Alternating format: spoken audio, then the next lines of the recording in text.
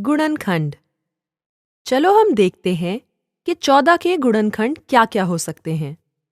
14 2 और 7 का गुणनफल है, अतः 14 2 और 7 का गुणज है।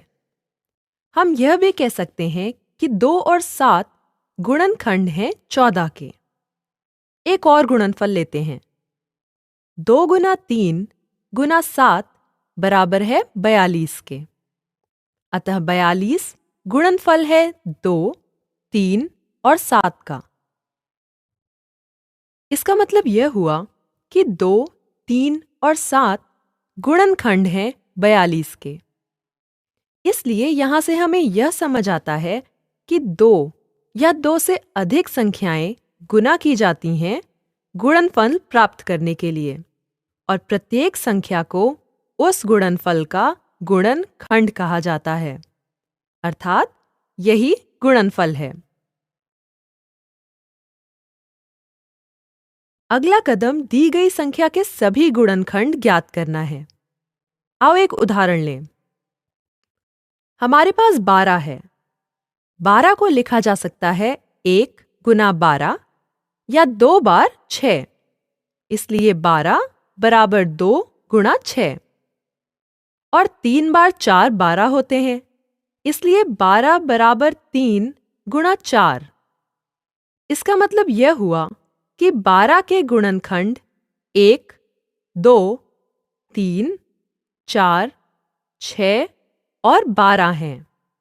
यह 12 के सभी गुणनखंड हैं। आओ एक और उदाहरण लें। आओ 30 को लें। 1 से शुरू करें।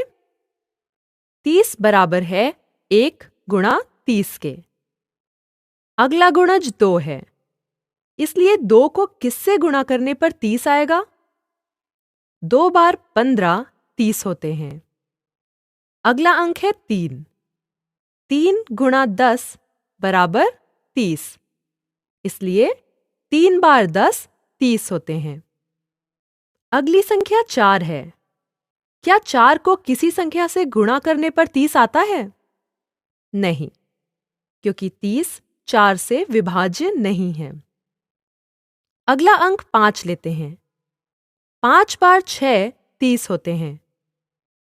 अगली संख्या 6 है, जो पहले से ही एक गुणनखंड है। हमने देखा है कि 5 बार 6 30 होते हैं। इसका मतलब है कि 30 के गुणनखंड हैं 1, 2, 3, 5, 6, 10, 15 और स्वयं 30। इस तरह से हम किसी भी दी गई संख्या के सभी गुणनखंड ज्ञात कर सकते हैं।